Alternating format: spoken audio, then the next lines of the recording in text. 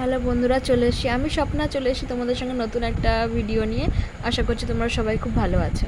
তা এটা হচ্ছে আমার একদিন ছুটি ছিল, সেই দিনের ভিডিও। মানে সত্যি কথা, মানে কি ভিডিও করব, ওই যে সামনে ফোন ধরে সবাই যেরকম করে ব্লগ করে, আসলে ওরকমভাবে তো অভ্যস্ত নই। মানে যেন মনে হয় সবাই আমার দিকে দেখছে বা এরকম কোনো কিছু একটা মনে হয়।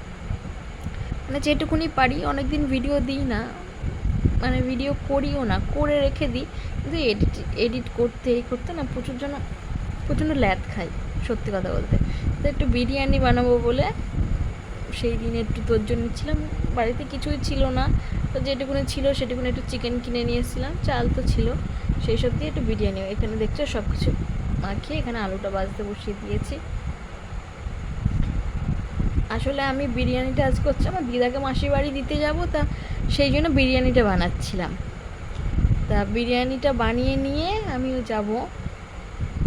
আসলে আমার বোনের একটা ছোট্ট একটা অপারেশনের জন্য ও একটু তেল মশলা এগুলো একটু খাওয়াটা কম, তো ওরা খুব বলে দিদি একটু বিরিয়ানি খাবো, তাই ভাবলাম একটু ওর জন্য একটু যাবো যখন একটু বিরিয়ানি করে নিয়ে যাই সবার জন্য। তো অনেকটাই করেছিলাম সবার জন্য, একদম তেল মশলা সব একটু অল্প অল্প দিয়েই করেছিলাম, যাতে ওর কোনো প্রবলেম না হয় সেই জন্য। সত্যি কথা বলতে ভিডিও করলে মানে করার একটা এনার্জি থাকে, যদি ভিডিওতে ভিউয়ার্স লাইক এইসবগুলো আসে, তো তারপর সেসব আসে না।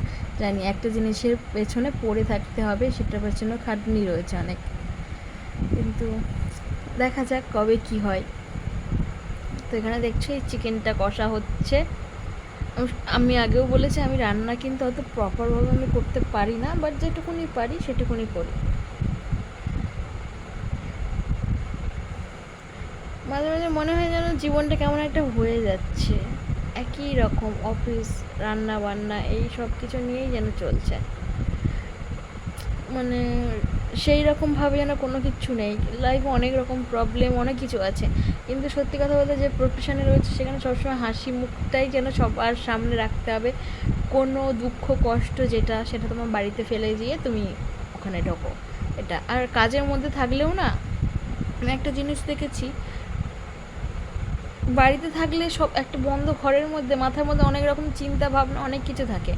এখানে দেখছো, মানে বলছি ফটোর কথাগুলো, এখানে দেখছো আমার বিরিয়ানিটা হয়ে গেছে অনেকটা, আমাদের বিশাল বড় একটা বিরিয়ানি হারিয়ে আছে, কারণ আমাদের ফ্যামিলি, মানে আমাদের সবাই একসঙ্গে আসলে না, আমাদের ফ্যামিলিটা অনেক বড়, তার জন্যই। তো এখানে দেখতে পাচ্ছ বেশি তেল মশলা কিন্তু কিছুই নেই, হালকা করে করেছি। এখানে খাবো বলে মানে খাবার জন্য, লাঞ্চের জন্য একটু নিয়েছিলাম এখানে পেঁয়াজ, কারণ বিরিয়ানি সবাই মিলে কেকটা দেখো। তো এখানে হচ্ছে এক সঞ্চালিতির জন্মদিন ছিল, সেইটাও কিছু ভিডিও করে রেখে দিয়েছিলাম, সেটাও নিয়ে চলে এসেছি।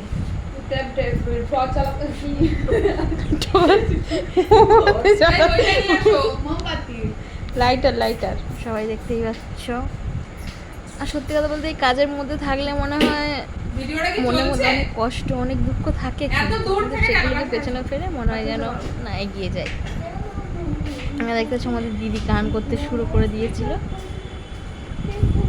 আর আমরা সঞ্চিত এই জায়গাটা সত্যি আমার একটা শান্তির জায়গা, যেখানে আমি সবসময় অলওয়েজ একটা হাসি রাখতে পারি, হাসিটা থাকে। কেক কাটা